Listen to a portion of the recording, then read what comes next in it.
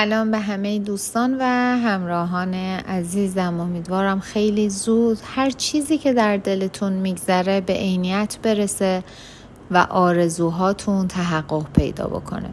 با هم آماده میشیم برای گرفتن فال امروز. هر نیتی که در ذهنتون دارید، نیت کاری، احساسی، تحصیلی، هر نیتی که دارید انجام بدید. تا چند ثانیه دیگه میریم سراغ دیوان و من مثل همیشه غزل و تفسیرش رو براتون میخونم.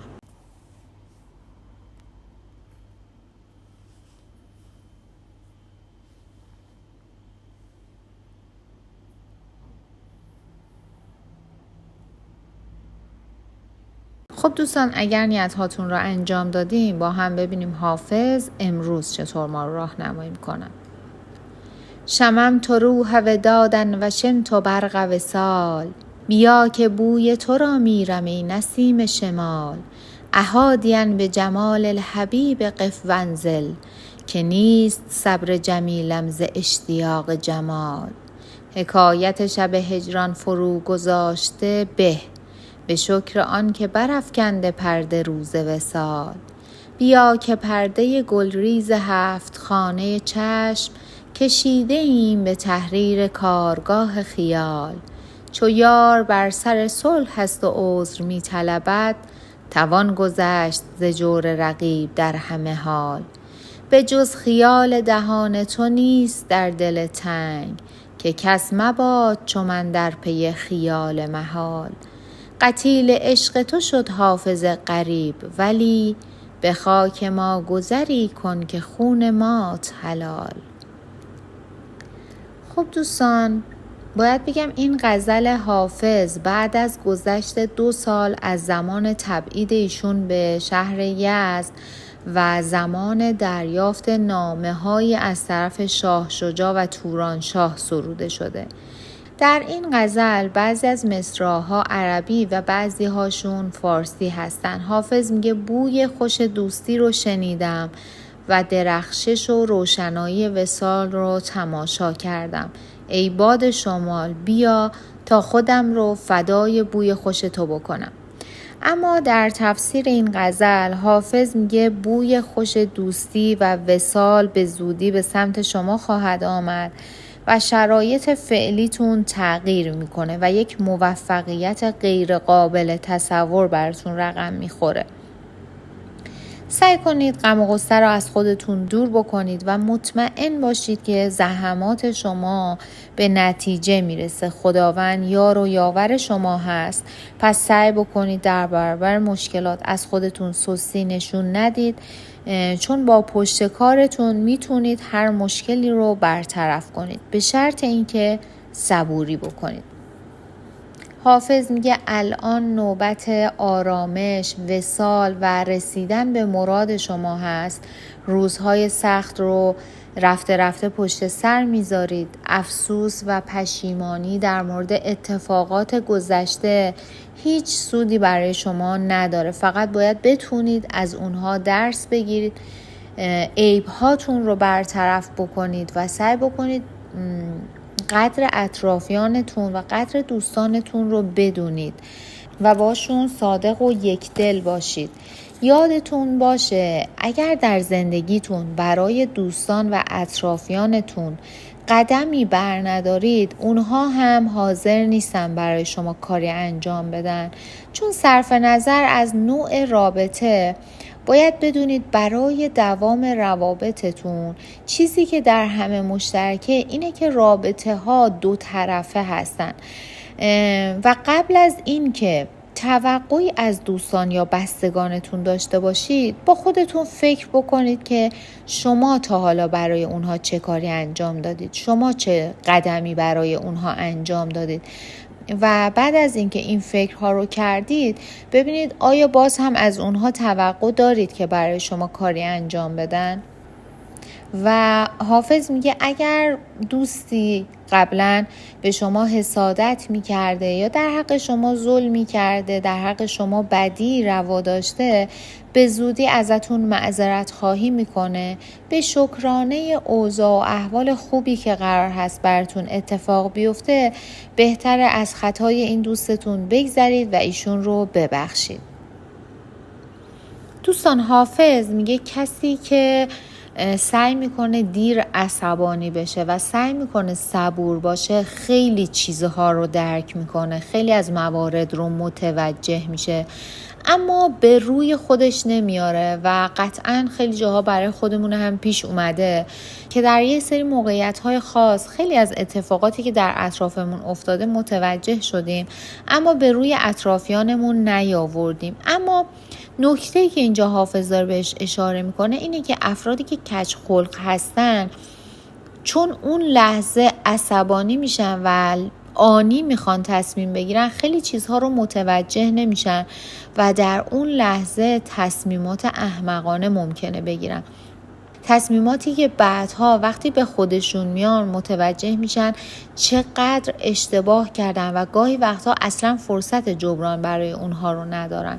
همونطوری که آرامش حیات بدنه، باید بدونید که حسد و عصبانیت باعث پوسیدگی و از بین رفتن استخوان‌ها و درون انسان میشه.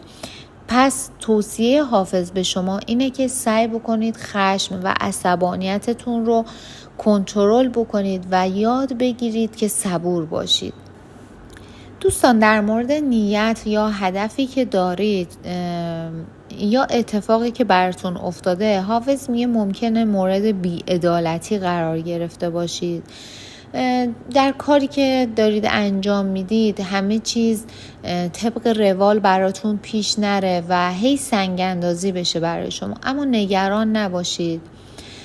عدالت خداوند باعث میشه که ستمکاران، افراد ریاکار به سزای اعمالشون میرسن و کسانی که قصد زمین زدن شما رو داشتن خیلی دوام نمیارن و مطمئن باشید اگر نیت شما پاک باشه و قصد و غرضی در نیتتون نباشه اتفاقات خوبی برای شما خواهد افتاد. شما انسان کاملی میشید به شرط اینکه اولا مهر و محبتتون رو از دیگران دریغ نکنید و یادتون نره که خداوند یار و یاور شما هست.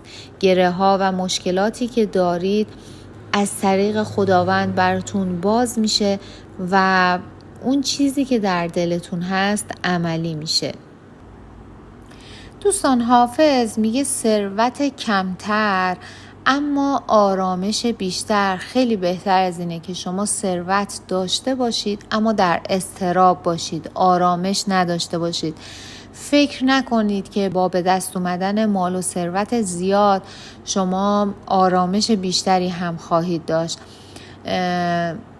در واقع نکته‌ای که حافظ اینجا داره بهش اشاره میکنه اینه که داشتن مال و ثروت زیاد صرفاً باعث داشتن آرامش هم نمیشه و قطعاً ما داریم در اطرافمون که افرادی هستن که جزء طبقه متوسط یا رو به پایین جامعه هستن اما دلشون خوشه، با داشته هاشون لذت میبرن و در نهایت در زندگیشون آرامش دارن. شب که سرشون رو روی بالش میذارن با فکری آسوده میخوابن. اما در مقابل خیلی از ثروتمندان هم میشناسیم که خواب آرومی ندارن، در زندگیشون آرامش ندارن و لذت نمیبرن از داشته هاشون. به خاطر اون حرص و طمعی هست که در درون این عزیزان وجود داره. پس سعی بکنید قبل از اینکه از خداوند مال و ثروت زیادی بخواید، ازش بخواید که ظرفیت این مال و ثروت رو به شما بده و قبل از اون آرامش رو مهمون دلهاتون بکنه. در آخر هم دوستان، اگر نیت ازدواج و طلاق داشتید، باید بگم ازدواج براتون اتفاق میفته، ولی برای طلاق باید کمی صبوری بکنید. در مورد خرید و فروش هم باید بگم که هم خرید هم فروش براتون سودآوره و میتونید انجام بدید اگر معامله‌ای در پیش دارید. و دوستانی که نیت فرزند داشتن، باید بگم فرزندی در خانواده شما متولد میشه که آینده این فرزند با سیاست گره خورده و حافظ بهتون توصیه میکنه که در تربیت این فرزند به شدت دقت بکنید، چون میتونه آینده شما و اطرافیانش رو به بهترین یا بدترین شکل ممکن تغییر بده. و نکته‌ای که در آخر این غزل حافظ داره بهتون گوش زد میکنه اینه که قدری به فکر تغییر و تحول درونی و بیرونی خودتون باشید و این رو بدونید که علم و دانش مثل انقلاب بیرون برای انسان هست، در واقع باعث انقلاب بیرونی انسان میشه و ایمان باعث انقلاب درونی انسان میشه. سعی بکنید در زمینه‌های علمی کمی بیشتر روی خودتون کار بکنید، اوقات فراغتتون رو با کتاب‌های مفید پر بکنید که به شما کمک بکنه، اطلاعات بیشتری به شما بده و در زمینه‌های کاری که انجام میدید بتونه شما رو بیشتر کمک بکنه، دید شما رو بازتر بکنه و در واقع جنبه‌های بیشتری از زندگی رو برای شما روشن بکنه و ایمانتون رو از درون تقویت بکنید و بدونید که این انقلاب درونی باعث آرامش و آسایش شما میشه. هر چقدر بتونید بیشتر روی خودتون کار بکنید، در واقع به خودسازی و خودشناسی برسید، این آرامش شما بیشتر خواهد شد و به یک مرحله میرسید که حاضر نیستید این راحتی، این آسایش و آرامشتون رو با هیچ چیزی عوض بکنید. از صمیم قلب سپاسگزارم که تا پایان این ویدیو با من همراه بودید. بودن شما، خوندن پیام هاتون و حضورتون در این مسیر برای من نه تنها دلگرم کننده است، بلکه یادآور اینه که هنوز هم میشه با واژه ها، با تأمل و با گفتگو نوری انداخت بر تاریکی های ذهن و دل. یادتون باشه هر بار که برای یادگیری، آرامش یا حتی یک لحظه مکث در میان روزمرگی هاتون وقت میذارید، در واقع دارید به خودتون احترام میذارید. این یعنی شما در مسیر رشد هستید و این بسیار ارزشمنده. اگر این ویدیو براتون مفید یا الهام بخش بود، حتما به ویدیوهای دیگه کانال هم یه نگاهی بندازید. شاید پاسخ سوالی که مدت‌ها در دلتون دارید در یکی از این ویدیوها پنهون شده باشه. با من همراه بمونید، چون این مسیر آگاهی و آرامشه و قرار هر بار عمیق‌تر این راه رو طی کنیم.